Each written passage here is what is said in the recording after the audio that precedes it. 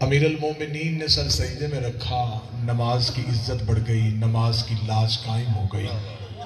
नमाज ने भी अली की जबीन का बोसा लेके कहा, इज्जत तो मेरी बढ़ गई, कद तो मेरा बढ़ गया, लेकिन तेरे कदमों की कसम है मैं क़यामत तक वो नमाजी बर्दाश्त ही नहीं करूंगी जो तेरे बगैर मुसल्ले पे आ।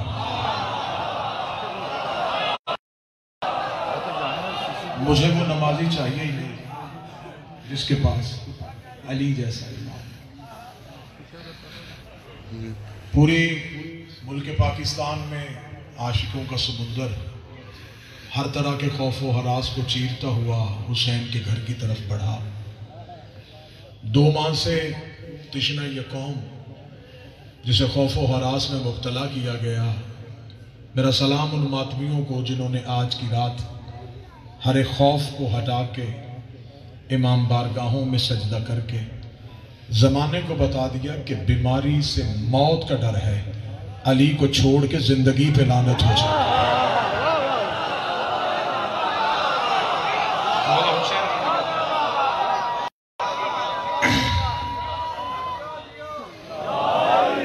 जिन्हें जिंदगी प्यारी है वो बेशक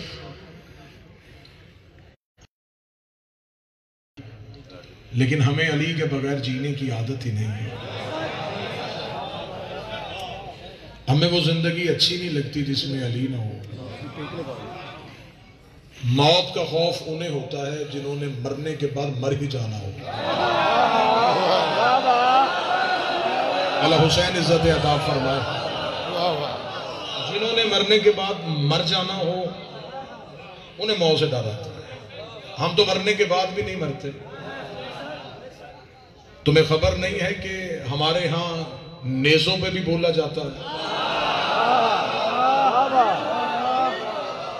हमें वबाओं का खौफ नहीं है। हम हुकूमत पाकिस्तान में, हम इस मुल्क में रहने वाले दूसरे दर्जे के शहरी नहीं। अगर हमें कोई आज ये कहे मीडिया पे बैठ के कि शायद ये शिया ने अली इब्न अबी तालिब जो है ये हुकूमती हदायत पे अमल नहीं करते, हमें हर वो हुकूमत अच्छी लगती है जो अली से मुखलस हो। अली से मुखलस ना हो तो हमें बाप अच्छा नहीं लगता।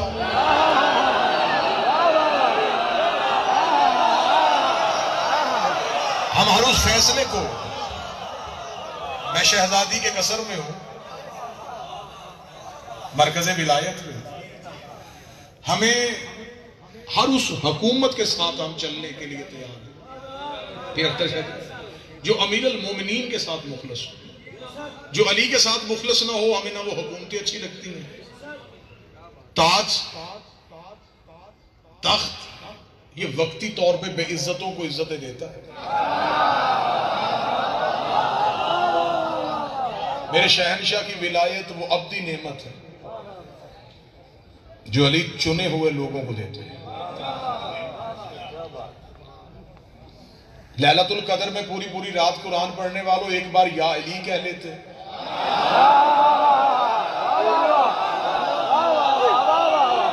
मौला हुसैन इन मातमियों को सारी रात लैलतुल कदर में मुसलसल कुरान पढ़ने वालों एक बार या अली कह लेते तो एक रात में कई कुरान खत्म कर लेते। अहले इल्म चेहरे तशरीफ फरमा है, अल्लाह ने कुरान में कहा है कि उस कुरान के अंदर एक छुपी हुई किताब है।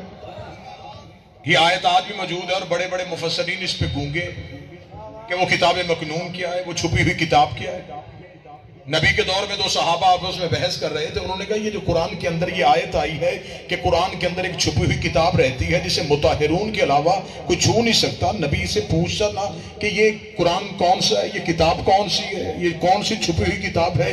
या करीब से जनाब सलमान मोहम्मदी गुजरे, एक सहाबी ने कहा ये अली का शागिर्द है, इसी से पूछ लेते हैं। उसने सलमान को आवाज देकर, सलमान तूने जो अली से इल्म सीखा है तो जो मार्फत के दर्जे पे फाइज है, क्या तुझे पता है कि कुरान के अंदर कौन सी किताब छुपी हुई है? कसरे बतूल हो, लाहौर हो, मुद्दत की प्यासी जिक्र की ये कौम हो, और फिर जुमले पे ना बोले। सलमान ने मोहम्मदी मुस्कुरा के कहते मैं तफसीर सुनाऊं या दिखाऊं, तफसीर सुनाऊं या दिखाऊं, तफसीर सुनाऊं या दिखाऊं। फिर हज़रत का सब इतना कहना था मैं तफसीर सुनाऊं या दिखाऊं। उस सहाबी ने कहा तू तफसीर दिखा भी सकता है। उसके ज़हन में ख्याल आया कि शायद सलमान मोहम्मदी अभी कुरान उठाएगा, किसी आयत पे उंगली रख के कहेगा ये है वो आयत जिसे अल्लाह ने किताब मकनून कहा है, ये है वो सूरज जिसे अल्लाह ने किताब मकनून कहा है। सलमान मोहम्मदी चलना शुरू हुए, सहाबी पीछे पीछे चलते गए कि सलमान मोहम्मदी हमें कहां लेके जाने का। दहलीज सैयदा आई, दहलीज सैयदा पे सलमान ने सजदा रखा, दहलीज सैयदा पे हाथ रखेगा।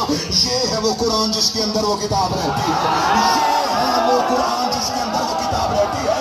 इतना जुमला कहना, सहाबी ने कहा बूढ़ा हो ये अली की मोहब्बत में क्या नहीं जानता, ये दहलीज सैयदा है, ये कुरान का है। सलमान का तुम बताओ कुरान खोलो तो अंदर से क्या निकलता है? उनकी आयतें निकलती है। सलमान का यही बैठो अभी दरवाजा खुलेगा, मैं तुम्हें आयतें चलती है,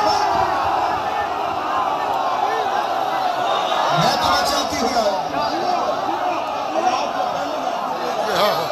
इस तरह मौला हुसैन अभी अभी ये दरवाजा खुले, मैं तुम्हें चलती हुई आयतें दिखाऊं।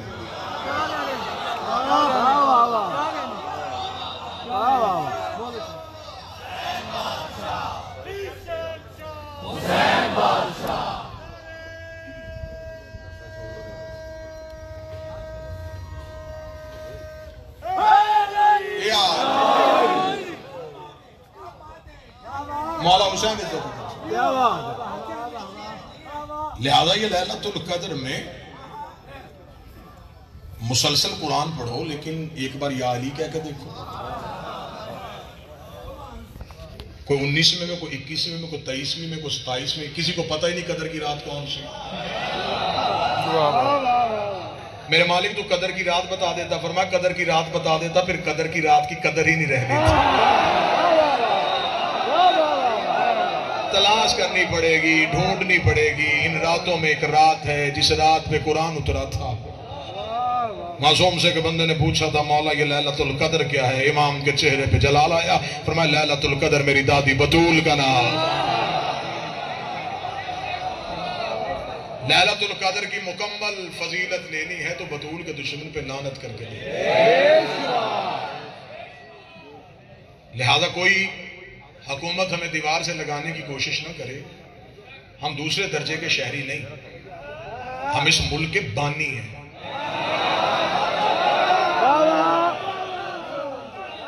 मैं कौम की ताईद के साथ, बुजुर्गों की ताईद के साथ, सादात की ताईद के साथ, हम इस मुल्क में किराएदार नहीं, मालिक हैं। लिहाजा इस मुल्क में जब तक हुसैन का जिक्र रहेगा, वबाओं का खौफ खाने पालो, कभी खाके शिफा का मौजज़ा भी देखो। तुम्हारे हॉस्पिटल में वेंटिलेटर्स खत्म हो गए हैं, बेड खत्म हो गए हैं, हम इमाम बारगाहों का दरवाजा खोलते हैं तो कोई मरीज हुसैन के घर में ला तो सही।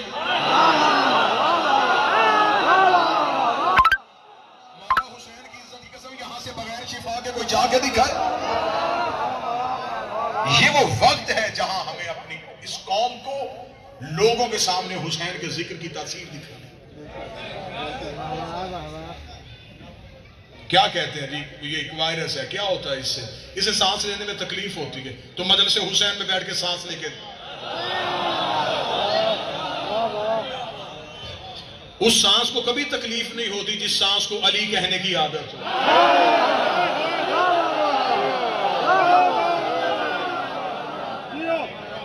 मेरा तो अकीदा ये है कि वायरस से वो डरता है जिसका वायरस कोई ना हो। मौत का डरना हमें तो हमें ठीक है। हमने इस मुल्क में 25 रजब के जुलूस से लेके रमजान तक हमने हुकूमती हदायत को देखा, लेकिन हम इस चीज को कतन कबूल नहीं करेंगे कि बाजारों में ईद का रश हो, मार्केटें खोल दी जाएं, ताजरों के कहने पे दबाव के साथ बाजार खोल दिए जाएं और हुसैन के घर के दरवाजे ना खोले जाएं। लिहाजा आज की शब मैं हुकूमत वक्त को, जो एजेंसियों के एहलकार हैं, कि कतन कल कहीं भी पूरे मुल्क में अमीर अल मोमिनीन का जुलूस रोकने की कोशिश न करना। और अगर अमीर अल मोमिनीन का जुलूस कहीं रुके और आप मुतमिन होकर घर बैठे रहें कि नहीं जी हुकूमत के साथ कौन टक्कर ले सकता है, तो फिर माफ कीजिएगा, फिर ये कूफे वाली खामोशी हो सकती है, करबला वाली दलेरी नहीं हो सकती।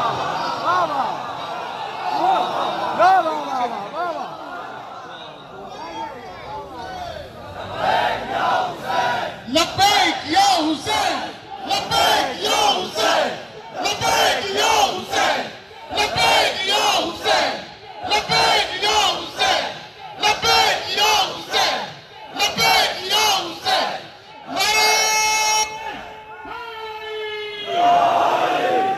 कल जरूर अपने घर पूरी फैमिली बच्चों के साथ पर्दादारों के साथ खुद अमीर अल मोमिनीन के जुलूस को ढूंढिए।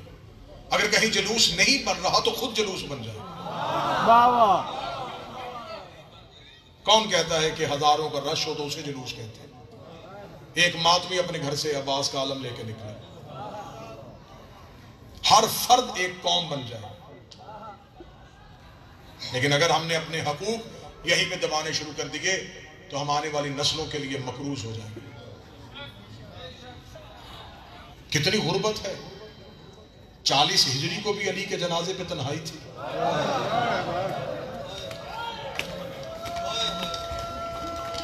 सदात बैठे हुए, ये कौम की आंखें तरसी हुई हैं रोने के लिए। 2 महीने ये कौम घरों में बैठ के रोई है। हमने बड़ी मुश्किल से 25 रजब शहनशाह मूसा का आजम का जनाजा घरों में बैठ के देखा। हमसे 28 रजब बड़ी मुश्किल से बर्दाश्त। हमसे सब कुछ ले लो, हमसे हमारे घर ले लो, हमारी औलाद हमसे ले लो, हमारी जिंदगी हमसे ले लो, हमसे अली न लेना, हमसे आजादारी न छीनना। सदा से माफी मांग के मैं पहली एक सतर पढ़ने लगा। सदा तशरीफ फरमाए, माफी मांग के जुमला पढ़ने लगा। आज कितनी बेताब होगी अली की बेटी। हर साल कभी इस इमाम बारगाह से तबूत, कभी उस इमाम बारगाह से तबूत, कभी उस इमाम बारगाह से तबूत, कहीं इधर से मातमी, कहीं उधर से जुलूस। आज सारी रात अली की बेटियां शहरों में गलियों में रो रो के कहेंगी, है कहीं मेरे बाबी का जनाजा उठाने वाला, है कोई तबूत को कांधा।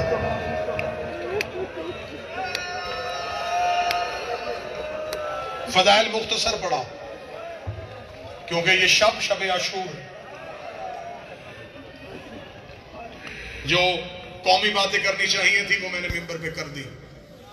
जो मेरा मनसबी हक था एक तालिब इल्म होने की हैसियत से मैंने पूरा किया।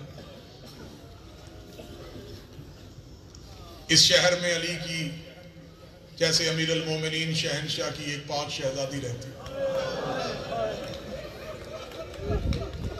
लाहौर वालों, पूरा मुल्क खामोश रहे, मैं मिन्नत कर रहा हूं तुम ना खामोश रहना।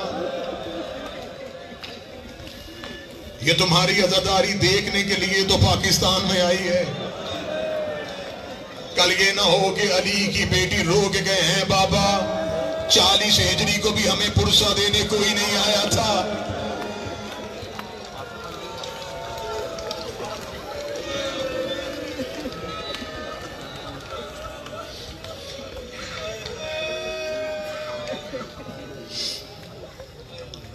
शब आशूर 19 की सुबह जख्मी हुए मेरे शहनशाह। सदा से माफी मांग के मैं मिंबर पे दुआ कर रहा हूं, आमीन कहना। ये दुआओं वाली रात नहीं है, मैं फिर भी दुआ करने लगा हूं। मेरा मालिक किसी की बेटी ईद के करीब यतीम ना हो।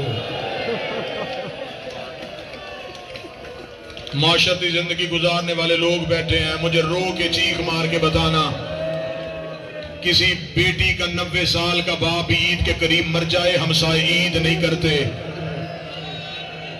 रो के कहते हैं ना ईद के कपड़े पहनना, उसका बाप मरा है चंद दिन पहले।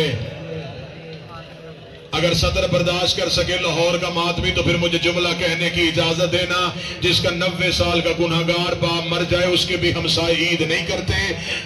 21 रमजान 40 हिजरी अली की बेटियां कूफे प्रदेश में थी, कमीने मुसलमान दरवाजे पे आके कह के मार के कहते थे ज़ैनब यतीम हो गई।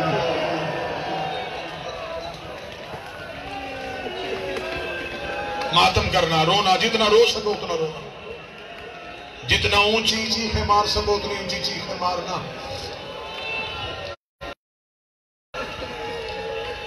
ईद करीब है, काले कपड़ों में ईद गुजारना, मातम करते हुए ईद गुजारना। मेरी कौम की माओं से मैं मिन्नत करके बेटा बन के मिन्नत करने लगाऊं। अक्सर माओं ने जो बेटे मन्नतों से मांगे होते हैं ना जी, जब ईद करीब आती है और माओं के पास एक तसल्ली होती है, चल बच्चे हैं, बच्चों की तो ईद होती है। माओं की मिन्नत करता हूं, यही वो वक्त होता है जब तुम अपने बच्चों को मातमी बनाती हो। मैं मिन्नत करके कहूंगा तुम्हारे बच्चे ईद के करीब कहे ना अम्मा हमारे कपड़े क्यों नहीं है, बच्चे को करीब उठा के कहना बेटा हम ईद नहीं करते, अली की बेटी है यतीम हो गई, बेटा हम ईद नहीं करते। 40 हिजरी को हमारा मौला ईद से 9 दिन पहले कूफे की गलियों में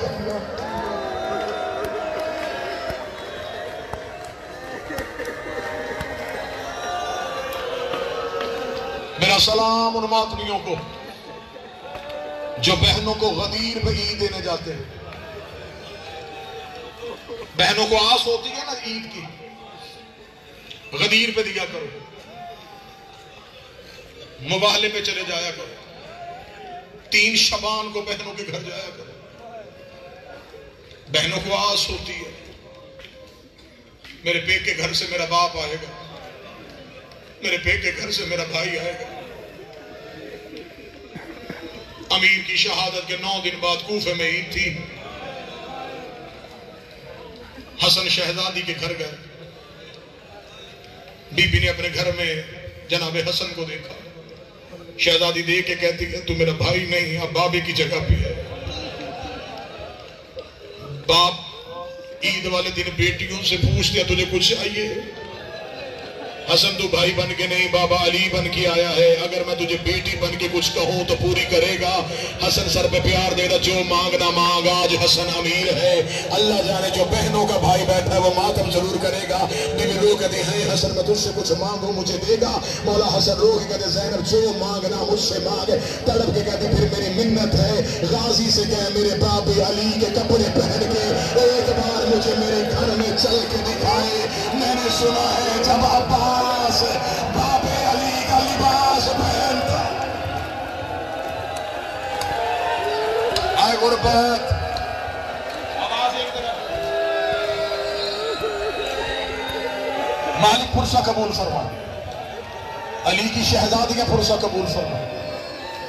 बीबी सदा ये गम नसीब करे, हमारी नस्लों को आजादारी नसीब करे।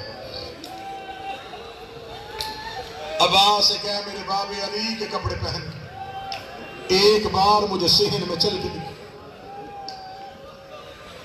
18 बेटे, बिस्मिल्लाह, 18 बेटे, बिठाना 18 बेटे मेरे शहर से। कूफे में कितना रोब था अली, जिस बाप के 2 बेटे और जिसकी 18 बेटे, बराबर जैसे कद, खूबसूरत चेहरे, खूबसूरत दाढ़ियां। अली कूफे की गलियों में चलते, दाएं हसन चलते, बाएं हुसैन चलते, पीछे गाजी चलते, जाते हुए भाइयों को देख के कहती है कलसूम हमारे पर्दे को क्या खौफ, देख मेरे भाई जब बाबे के साथ चलते हैं लगता ही नहीं कि बाप कौन है बेटा कौन।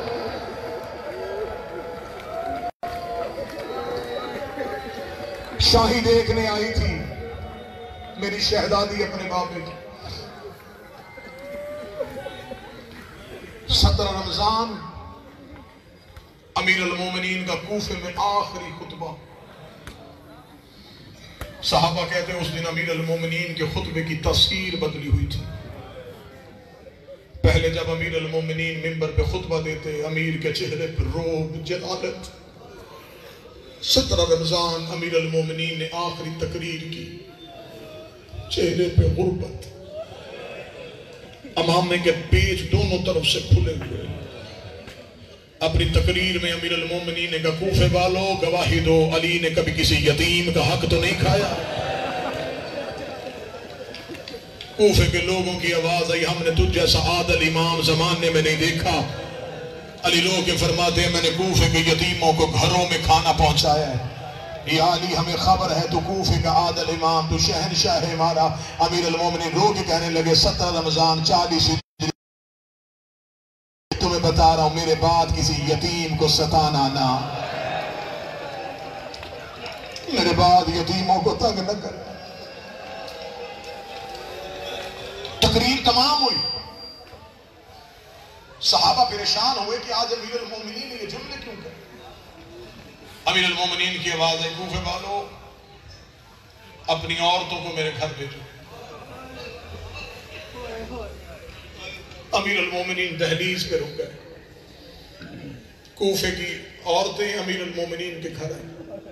मैं सदा से माफी मांगे डर डर के जुमला पढ़ रहा हूं, बड़ी रूहानियत वाली बारगाह। अमीर ने दरवाजा खोला, कूफे की औरतें अमीर के घर आ गई, जिन्होंने कूफे की जियारत की है, बैत अली इब्न अबी तालिब की। घर कूफे की औरतों से भर गया। बाहर वाले दरवाजे को बंद करके अमीर अल मोमिनीन की आवाज आई, फिजा बहन चराग रोशन कर। बेबी फिजा सलाम अलैहा कहती हैं कि हम जिंदगी में एक चराग रोशन करते थे, दूसरा चराग अली ने कभी रोशन नहीं करने दिया, क्योंकि अली की बेटियां बाबे से भी पर्दा करती थी, भाइयों से भी पर्दा करती थी। आज अमीर अल मोमिनीन की आवाज आई, फिजा सारे चराग रोशन कर दे। फिजा कहती, मेरे जिस्म ने कांपना शुरू किया। आज अली ने सारे चराग की रोशन किए।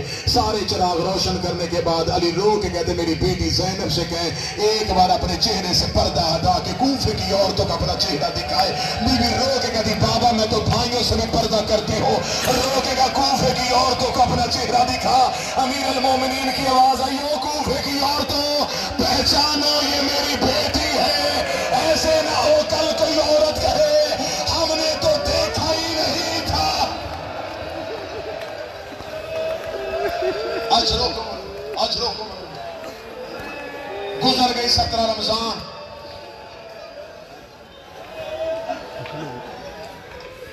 18 रमजान आई, बस बिल्कुल मैं शहादत के करीब आ गया। 18 रमजान काज़ी साहब, 18 रमजान की शाम जिस सुबह अमीर अल मोमिनीन को ज़रब लगी, ये उससे पिछली शाम दरवाजे में दस्तक हुई। सरकार अबुल फजल अब्बास दरवाजे की जानब चले। अमीर अल मोमिनीन की आवाज़, अब्बास रुकिए। अमीर अल मोमिनीन ने खुद दरवाजा खोला।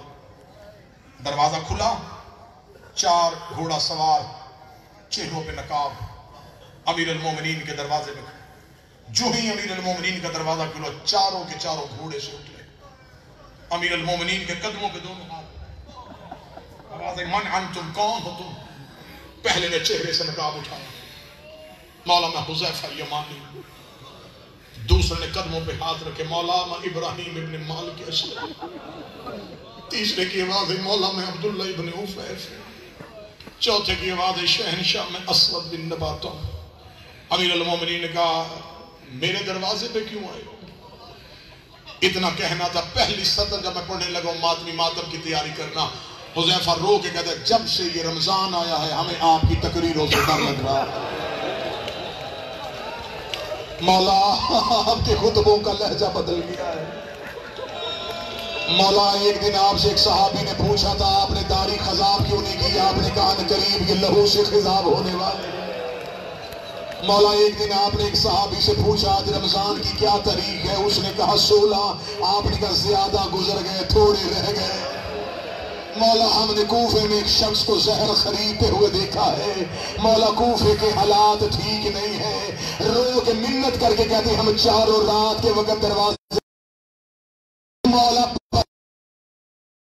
बना करना। मौला तेरी बेटियां तेरी शाही देखने। मौला दरवाजे पे है। मेरा शहनशाह, कूफे के हालात बदल गए। हम चारों ने मिलकर वादा किया है, हम आप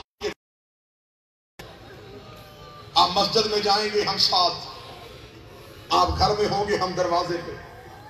अब जो बिल्कुल वो जुमला जो अमीर अल मोमिनीन ने कहा वो हमारे लिए नसीहत भी है। अमीर अल मोमिनीन ने कहा अल्लाह तुम्हें जज़ाए खैर दे, तुमने अपने वक्त के इमाम का ख्याल रखा, तुम अपने वक्त के इमाम से गाफिल नहीं थे, अल्लाह तुम्हें जज़ाए खैर दे। अगली सदर मातमियों की हाय दूर तक निकलेगी, अमीर की आवाज है लेकिन मुझे तुम्हारे पहरे की जरूरत नहीं, मेरा अब्बास जैसा बेटा, मेरा हसन बड़ा बहादुर है, तुमने नौकरी का हक अदा किया, मैं तुम्हें जज़ाए खैर की दुआ देता हूँ, जाओ अपने अपने घरों में वापस चले जाओ। जिस बंदे की आँख खुश्क है मैं उसे माज़न की दावत देने लगा हूँ। हुज़ैफा यमानी कहता हमने अली की मिन्नतें की लेकिन मोमिनीन ने हुक्मन कह दिया, अब हम पे खड़ा होना हराम हो गया था। हुज़ैफा कहता हम रोते रोते अली की गली से चले। हुज़ैफा कहता मैंने अली की गली का मोड़ मुड़ा, मैंने आखिरी बार पीछे मुड़ के देखा, अली हाथ हिला के करे हुज़ैफा अल्लाह के हवाले, हुज़ैफा अल्लाह के हवाले, हुज़ैफा अल्लाह के हवाले। हुज़ैफा कहता मैं रोता रोता घर आया, मैंने अपना अमामा उतार के दीवार पे मारा, अपनी तलवार निकाल के रेत में फेंकी, मैं एड़ियां रगड़ के रोना शुरू हुआ। मेरी बीवी करीब आके कभी शर्म कर, अली का नौकर होके बच्चों की तरह क्यों रो रहा है, रो के कूफे के हालात ठीक नहीं है, मेरे मौला की बेटी आई हुई है, हम अली के दरवाजे में पहरा देने गए थे, हमें अली ने वापस भेज दिया। हुज़ैफा की सोचा रो के अली तू पहरा देगा, तुझे नहीं पता हमारा शहंशाह फातेह खैबर है, मेरे अली की तलवार से जमाना डरता है। हुज़ैफा कहता मैं रोता रोता रेत में सो गया, थोड़ी देर के बाद मेरी सोचा ने कांधा हलाया, अरे चलती जाए। हुज़ैफा कहता मैं उठा, कभी सोनी आवाज, हुज़ैफा कहता आवाज आ रही थी, काज को पिलानी